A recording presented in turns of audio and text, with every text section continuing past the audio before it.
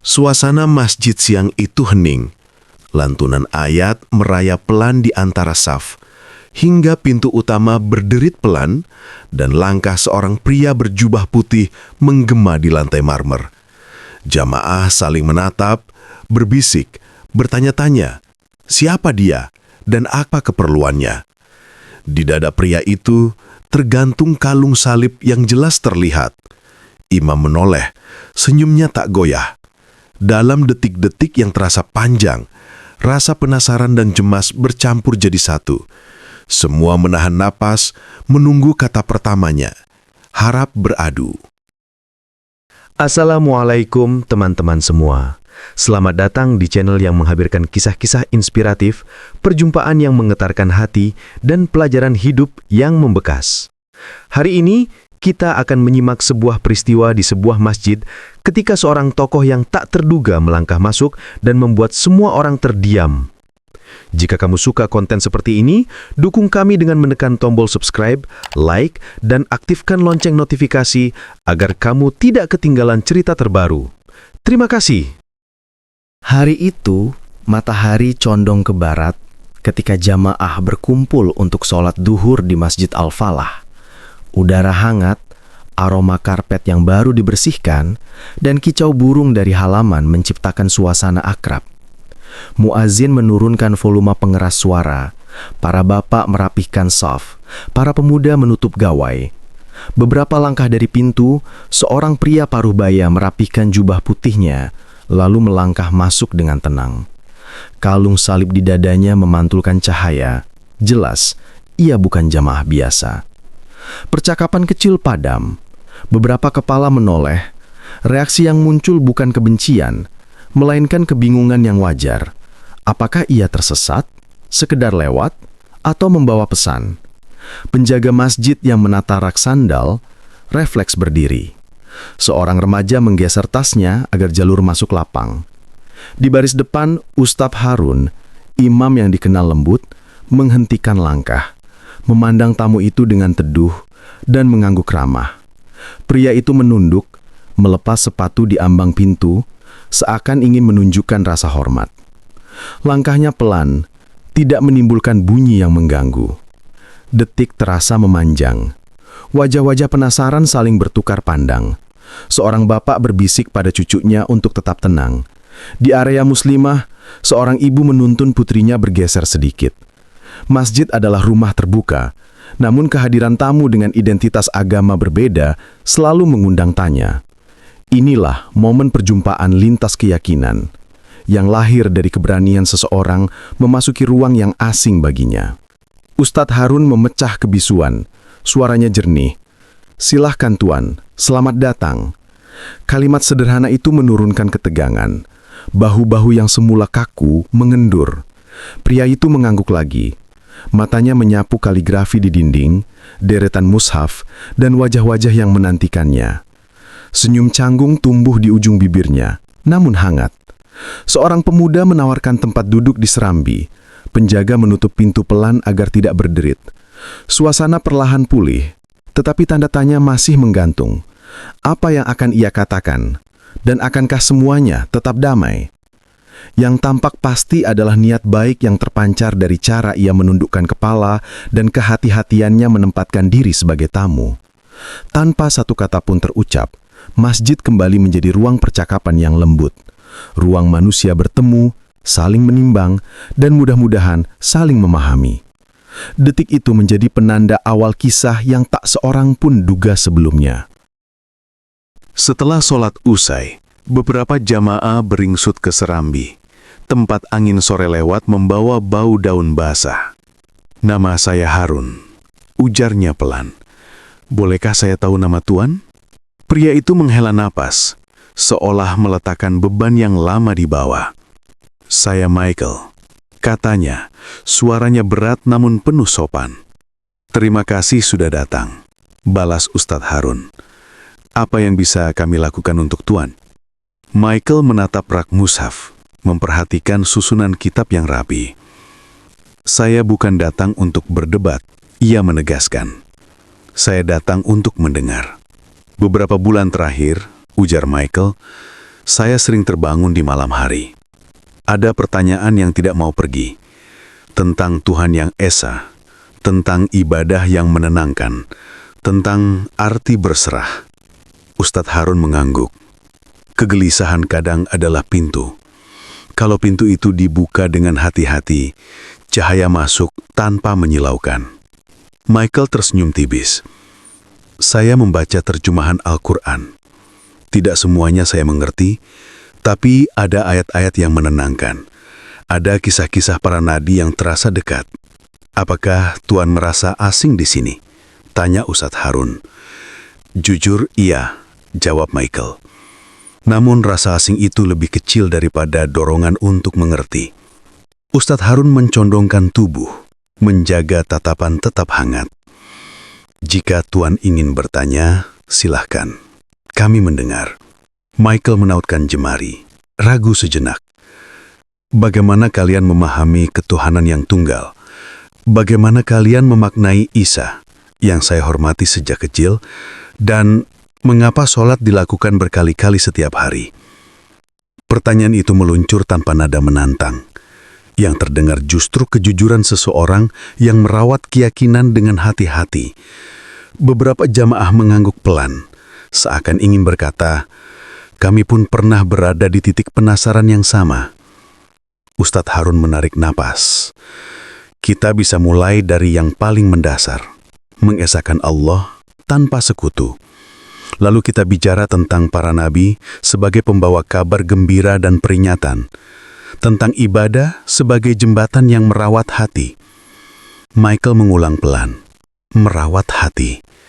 Seutas senyum terbit, bukan karena setuju sepenuhnya, melainkan karena kalimat itu terasa jernih. Di kejauhan, langit berubah jingga, jamaah menjaga adab, tidak memotong, tidak menghakimi, hanya mendengar. Karena setiap hati punya perjalanan sendiri menuju ketenangan. Dialog pun mengalir setelah semua duduk lebih nyaman. Michael mulai dari pertanyaan pertama tentang ketuhanan yang tunggal. Ustadz Harun menjelaskan dengan tenang, mengesahkan Allah berarti menempatkan sumber segala kebaikan, kuasa, dan kasih pada satu zat yang tidak serupa dengan makhluk. Lalu tentang Isa? Tanya Michael, suaranya menurun. Ustadz Harun menatapnya ramah. Ia memaparkan bahwa Isa adalah nabi mulia, lahir dengan mukjizat, membawa kabar gembira, menuntun manusia kepada ibadah yang tulus. Umat Islam menghormatinya, mencintai ajarannya, tetapi menyembah hanya kepada Allah. Penjelasan itu disampaikan tanpa merendahkan keyakinan pihak lain. Ia mengakui ada perbedaan, namun menekankan akhlak dalam menyikapi perbedaan. Michael mengangguk-angguk. Topik bergeser pada sholat yang dilakukan 5 kali sehari. Ustadz Harun tersenyum. Karena manusia mudah lupa, sholat adalah jeda yang disengaja untuk menyambungkan hati, membersihkan pikiran, dan menata kembali niat. 5 waktu itu seperti 5 jangkar yang menahan kapal agar tidak hanyut. Michael memandang ke halaman. Apakah orang yang lalai masih punya kesempatan? Tanyanya. Selalu, jawab Ustadz Harun. Selama nafas masih ada, pintu taubat terbuka. Tugas kita bukan menghakimi, tetapi menolong sesama untuk kembali menguatkan langkah. Michael menunduk, seperti berbicara pada dirinya sendiri. Ia bercerita singkat tentang masa kecil, tentang doa-doa yang pernah retak, tentang keindahan ibadah yang lama ia rindukan. Ustadz Harun tidak buru-buru menasehati. Ia memberi jeda, memberikan ruang agar kata-kata menemukan tempatnya. Beberapa jamaah mencatat poin-poin penting, adab saat berbeda pandangan, penghormatan kepada para nabi, dan tujuan ibadah yang memulihkan.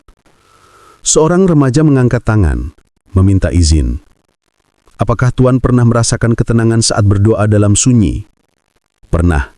Dan saya ingin ketenangan itu tidak lagi datang seperti tamu, melainkan tinggal seperti sahabat.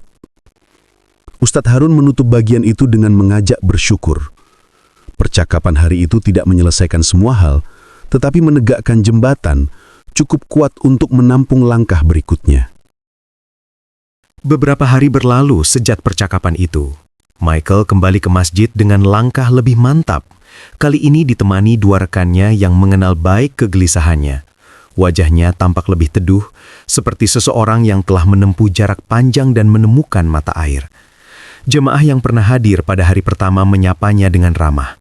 Tidak ada sorak-sorai, tidak ada tatapan menekan, hanya kehangatan yang membuat bahu manusia terasa ringan. Ustadz Harun menyambut di serambi. "Apa kabar Tuan Michael?" Michael menangkupkan tangan di dada. "Saya baik. Ada hal yang ingin saya sampaikan di hadapan jamaah." Kabar itu cepat menyebar dari mulut ke mulut, namun suasana tetap tertib. Setelah kajian singkat ba'da zuhur, Michael berdiri. Suaranya bergetar, bukan karena takut, melainkan karena momen yang hendak ia jalani terasa besar. "Beberapa malam terakhir," katanya, "saya berdoa memohon bimbingan. Saya membaca lagi ayat-ayat yang menenangkan. Saya bertanya pada hati, apakah ini jalan yang benar atau hanya emosi sesaat? Jawabannya datang tidak dalam bentuk suara, melainkan ketenangan yang pelan namun tegas." Ia menatap Ustadz Harun lalu menatap jamaah satu persatu. "Jika berkenan, saya ingin mengucapkan kalimat persaksian." Serambi menghela napas bersama. Ustadz Harun mempersilahkan duduk lalu menjelaskan makna dua kalimat saksi.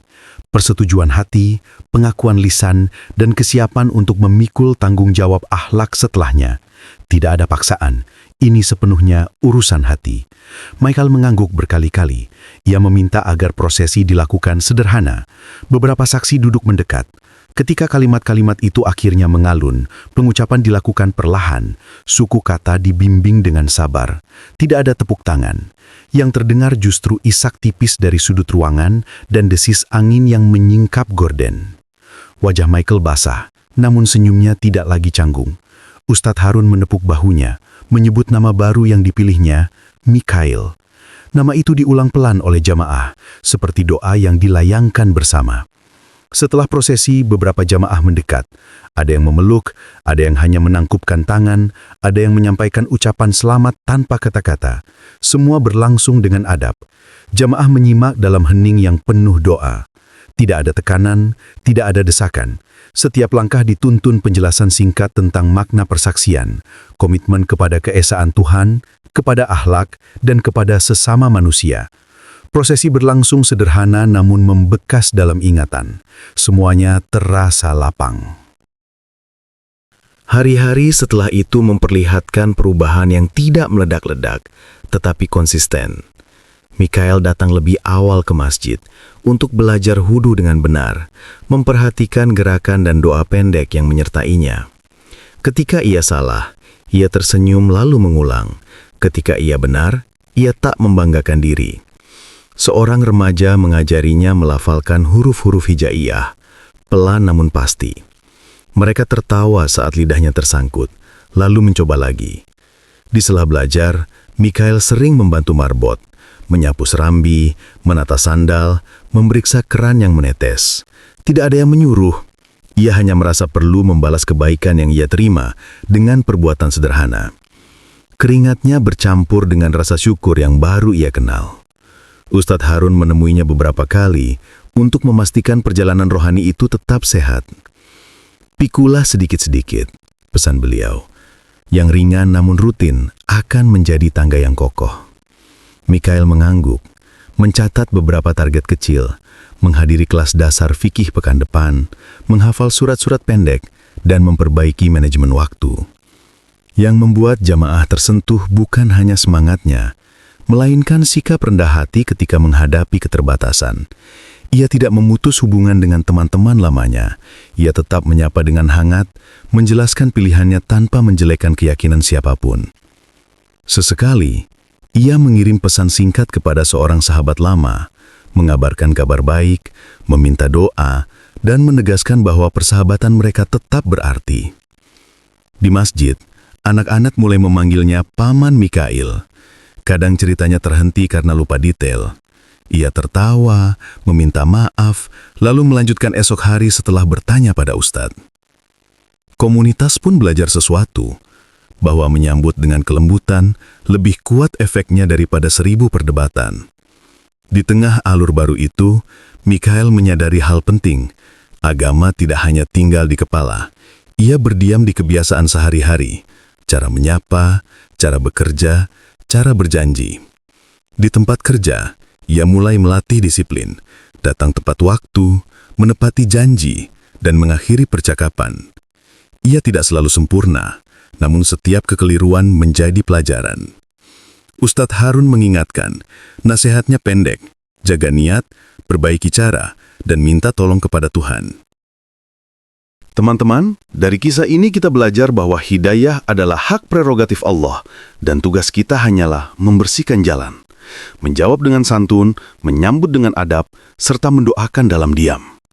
Keberanian Michael, kini Mikhail, mengajari kita bahwa pencarian yang jujur akan menemukan arahnya dan keramahan sebuah komunitas mampu menjadi jembatan yang menguatkan langkah.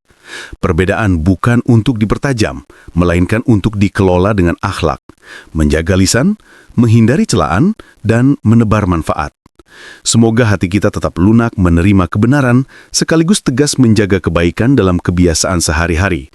Terima kasih sudah menyimak hingga akhir. Dukung channel ini dengan subscribe, like, dan nyalakan lonceng notifikasi, serta bagikan video ini agar semakin banyak orang mendapatkan inspirasi. Sampai jumpa di kisah selanjutnya. Wassalamualaikum warahmatullahi wabarakatuh. Jika kamu punya pengalaman berharga, tulis di kolom komentar. Kami senang membaca dan belajar bersama. Amin.